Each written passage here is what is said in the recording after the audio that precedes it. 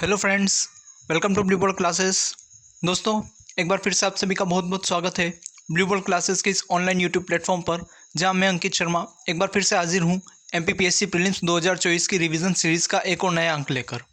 दोस्तों, इस सीरीज़ में हम यूनिट 7 की स्टडी कर रहे थे, जहाँ पर इससे पहले हमने कोशिका की थ्योरी के बारे में पढ़ा। 3 लेक्चर में हमने पूरी कोशिका को कंप्लीट किया, उसके विभिन्न पहलुओं को बड़े अच्छे से जाना समझा, एक एक पॉइंट्स को बड़े अच्छे से हमने क्लियरिफाई किया। आज बारी है दोस्तों कोशिका से जुड़े हुए महत्वपूर्ण प्रीवियस ईयर क्वेश्चंस को हल करने की। दोस्तों, आज की इस क्लास में हम कोशिका से जुड़े उन सभी महत्वपूर्ण प्रश्नों को देखेंगे जो अलग अलग प्रतियोगी परीक्षाओं में अलग अलग समय पर पूछे गए हैं। दोस्तों, आप चाहे किसी भी प्रतियोगी परीक्षा की तैयारी कर रहे हो, यदि उसमें वैज्ञानिक विषय के रूप में है तो ये क्लासेस दोस्तों आपके लिए काफ़ी यूज़फुल होने वाली है। और यदि आपने अभी तक इससे पहले की क्लासेस नहीं ली है तो आप प्लेलिस्ट में जाके इससे पहले की क्लासेस लें और उसके बाद इस क्लास को सॉल्व कीजिए। तो चलिए दोस्तों, अब बिना किसी देर के हम आज की अपनी इस क्लास की शुरुआत करते हैं। तो दोस्तों, आज का हमारा पहला क्वेश्चन है, कोशिका में प्रोटीन का संश्लेषण कहाँ होता है?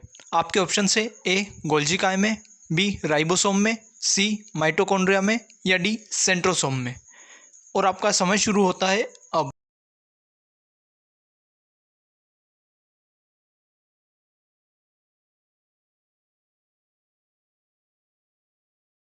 आई होप दोस्तों आपने कमेंट में इसका आंसर ज़रूर किया होगा। तो आइए अब दोस्तों जानते हैं इस प्रश्न का सही उत्तर क्या है। तो दोस्तों, इसका सही उत्तर है बी राइबोसोम। राइबोसोम वह कोशिकांग है जो कोशिका में प्रोटीन के संश्लेषण का कार्य करता है। तो जिसने भी आंसर बी दिया है उनका आंसर सही है। चलिए दोस्तों, अब हम चलते हैं हमारे दूसरे प्रश्न की ओर, जो है जंतु कोशिका में निम्न में से क्या अनुपस्थित होता है? यहाँ पर ऑप्शन आपको दिए हुए हैं, ए सेल्यूलोज की कोशिका भित्ति, बी केंद्रक, सी माइटोकॉन्ड्रिया, या डी इनमें से कोई नहीं। और आपका समय शुरू होता है अब।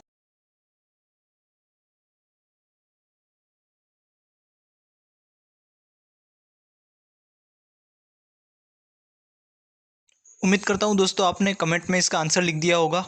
तो आइए अब इसका जानते हैं सही उत्तर क्या होगा। तो दोस्तों, इसका सही उत्तर है ऑप्शन ए सेल्यूलोज की कोशिका भित्ति। जो प्लांट सेल होती है उनमें सेल्यूलोज से बनी कोशिका भित्ति पाई जाती है, जबकि जंतु कोशिकाओं में किसी भी प्रकार की कोशिका भित्ति नहीं पाई जाती है। तो आंसर ऑप्शन जो ए है वो इसका सही आंसर है।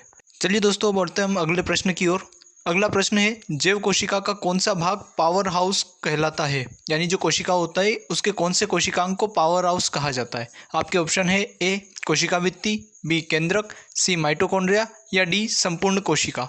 और आपका समय शुरू होता है अब।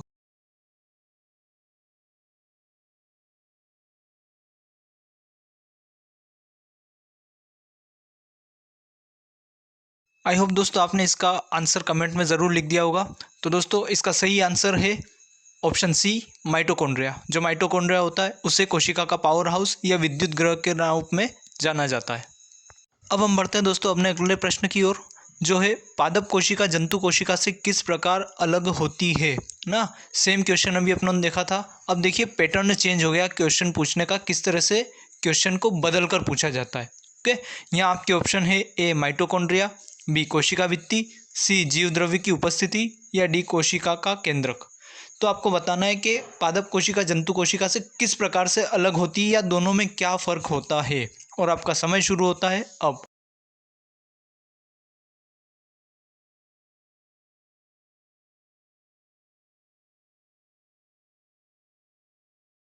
आई होप आप लोगों ने कमेंट में आंसर इसका ज़रूर लिखा होगा। तो आइए दोस्तों, अब हम जानते हैं इसका सही आंसर क्या है। तो पादप कोशिका जंतु कोशिका से किस प्रकार अलग होती है? इसका आंसर है दोस्तों ऑप्शन नंबर बी, यानी कोशिका भित्ति के द्वारा।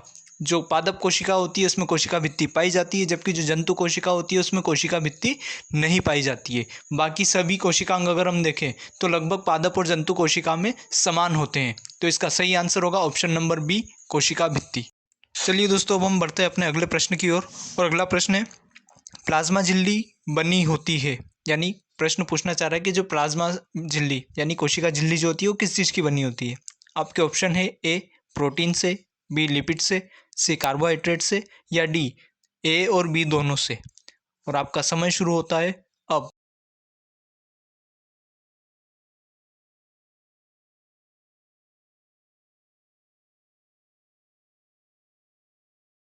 आई होप दोस्तों आपने इसका आंसर भी कमेंट में लिख दिया होगा। तो आइए अब जानते हैं इसका सही उत्तर क्या है। तो दोस्तों इसका जो सही उत्तर है वो है ऑप्शन नंबर डी, यानी ए और बी दोनों। जो प्लाज्मा झिल्ली यानी कोशिका झिल्ली जो होती है वो प्रोटीन और लिपिड दोनों से मिलकर बनी होती है, और इसे लिपोप्रोटीन भी कहा जाता है ना। तो ये चीज़ आपको याद रखना है कि जो प्लाज्मा झिल्ली होती है वो लिपोप्रोटीन यानी प्रोटीन और लिपिड से मिलकर बनी होती है। चलिए दोस्तों अब हम बढ़ते हैं अपने अगले प्रश्न की ओर। और अगला प्रश्न है, कोशिका विभाजन के मुख्य प्रकार है, यानी कोशिका विभाजन जो होता है वो मुख्य रूप से कितने प्रकार का होता है यह पूछ रहा है। ऑप्शन है ए 4 प्रकार का, बी 2 प्रकार का, सी 3 प्रकार का, या डी 5 प्रकार का। और आपका समय शुरू होता है अब।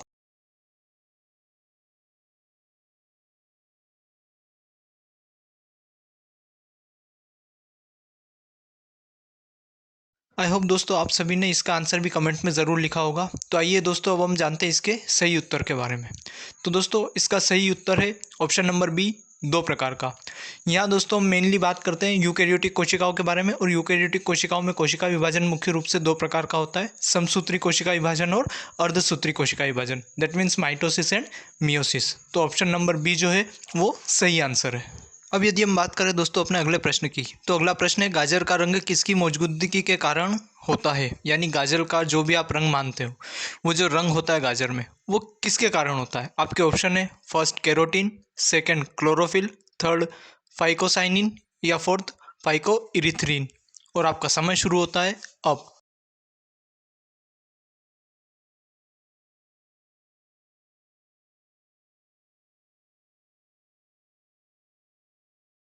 आई होप दोस्तों आपने इसका आंसर कमेंट में ज़रूर लिखा होगा। तो आइए दोस्तों अब हम जानते हैं इसके सही उत्तर को। तो दोस्तों इसका सही उत्तर है फर्स्ट कैरोटीन। जो गाजर का रंग होता है वो कैरोटीन के कारण होता है। चलिए दोस्तों अब हम बढ़ते हैं अपने अगले प्रश्न की ओर। और अगला प्रश्न है, निम्नलिखित में से कौन सा जीव कोशिका सिद्धांत के अनुरूप नहीं है। यानी निम्नलिखित में से ऐसा कौन सा जीव है जिस पर कोशिका सिद्धांत लागू नहीं होता है। और आपके ऑप्शन है first bacteria, second virus, third कवक, या फोर्थ पौधे। और आपका समय शुरू होता है अब।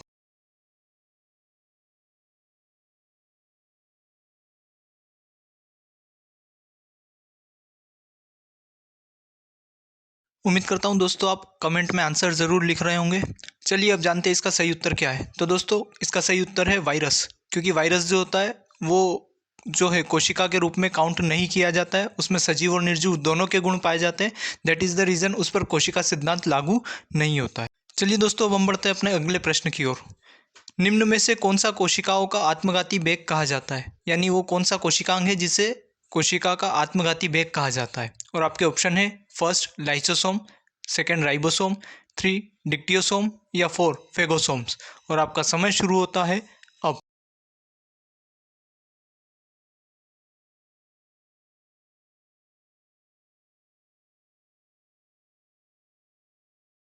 आई होप दोस्तों आपने इसका उत्तर कमेंट में ज़रूर लिखा होगा। चलिए दोस्तों अब हम जानते हैं इसका सही उत्तर क्या है। तो जो लाइसोसोम्स होते हैं उन्हें कोशिकाओं का आत्मघाती वेग या कोशिका की आत्महत्या की थैली के रूप में जाना जाता है। तो इसका सही आंसर है ऑप्शन नंबर फर्स्ट लाइसोसोम। चलिए दोस्तों अब हम बढ़ते हैं अपने अगले प्रश्न की ओर। और अगला प्रश्न है, न्यूक्लियस के बाहर डीएनए कहाँ मिलता है। यानी जो डीएनए होता है वो न्यूक्लियस के अलावा और कहाँ प्रेजेंट होता है। आपके ऑप्शन है फर्स्ट गोल्जी कोय, सेकेंड माइटोकॉन्ड्रिया, थर्ड राइबोसोम, या फोर्थ अंतःप्रद्रवी जालिका यानी एंडोप्लाज्मिक रेटिकुलम। और आपका समय शुरू होता है अब।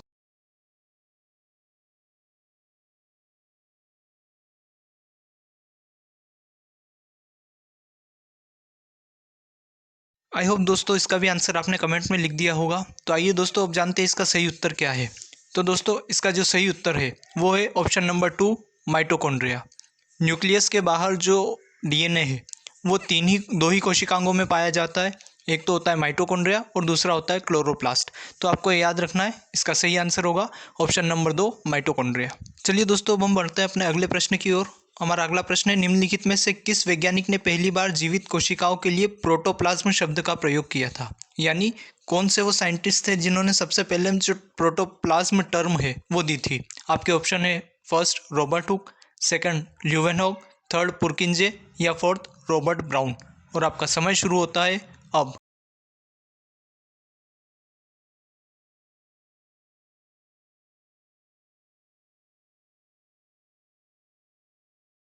आई होप दोस्तों आपने कमेंट में इसका आंसर ज़रूर लिखा होगा। तो आइए दोस्तों अब जानते हैं कि इसका सही उत्तर क्या है।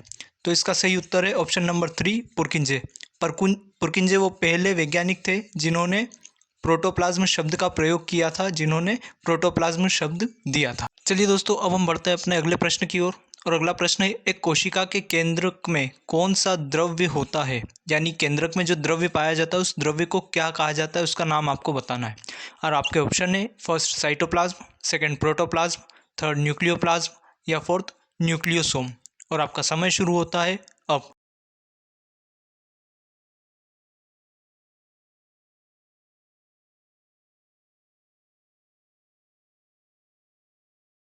उम्मीद करता हूँ दोस्तों आप इन प्रश्नों के उत्तर कमेंट ज़रूर कर रहे होंगे। आइए दोस्तों अब हम जानते हैं इस प्रश्न का सही उत्तर क्या है। तो जो प्रश्न है, एक कोशिका के केंद्रक में कौन सा द्रव्य होता है, यानी केंद्रक में पाए जाने वाले द्रव्य को क्या कहते हैं। तो इसका आंसर है दोस्तों ऑप्शन नंबर 3 न्यूक्लियोप्लाज्म। केंद्रक में जो द्रव्य पाया जाता है उसे न्यूक्लियोप्लाज्म यानी केंद्रक द्रव्य कहा जाता है। चलिए दोस्तों अब हम बढ़ते हैं अपने अगले प्रश्न की ओर। और अगला प्रश्न है, कोशिका के रिक्त स्थान में डीएनए प्रमुख रूप से जमा होता है, यानी कोशिका का वो कौन सा भाग है जहाँ मुख्य रूप से डीएनए पाया जाता है। और आपके ऑप्शन है फर्स्ट गोल्जी बॉडी, सेकंड कोशिका द्रव्य, थर्ड प्लाज्मा झिल्ली या फोर्थ केंद्रक। और आपका समय शुरू होता है अब।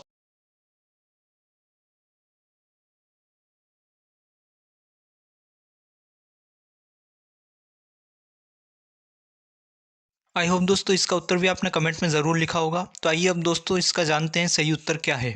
तो दोस्तों इसका सही उत्तर है ऑप्शन नंबर 4 केंद्रक। जो डीएनए होता है वो मुख्य रूप से केंद्रक में पाया जाता है। चलिए दोस्तों बढ़ते हैं हम अपने अगले प्रश्न की ओर। और अगला प्रश्न है, रिक्त स्थान कोशिका की एक प्रकार की अपशिष्ट निस्तारण प्रणाली है। वे किसी भी बाह्य सामग्री के साथ साथ खराब कोशिकांगों को पचाकर कोशिका को साफ करने में मदद करते हैं।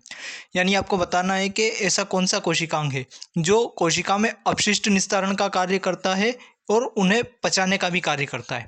आपके ऑप्शन है ए प्लास्टिड, बी लाइसोसोम, सी माइटोकॉन्ड्रिया या डी गोल्जी बॉडी। और आपका समय शुरू होता है अब।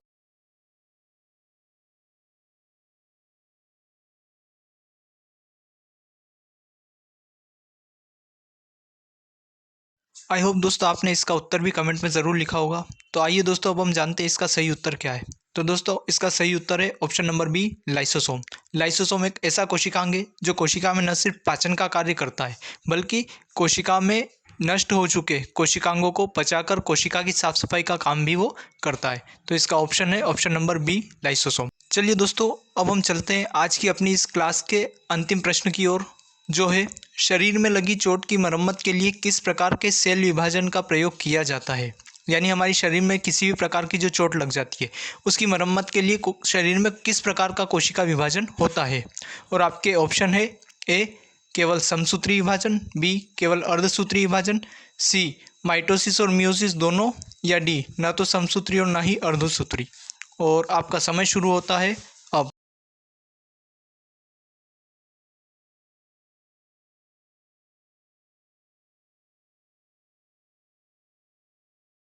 आई होप दोस्तों आपने कमेंट में आंसर ज़रूर किया होगा। तो चलिए दोस्तों अब हम जानते हैं इसका सही उत्तर क्या है। तो दोस्तों इसका सही उत्तर होगा ए केवल समसूत्री विभाजन।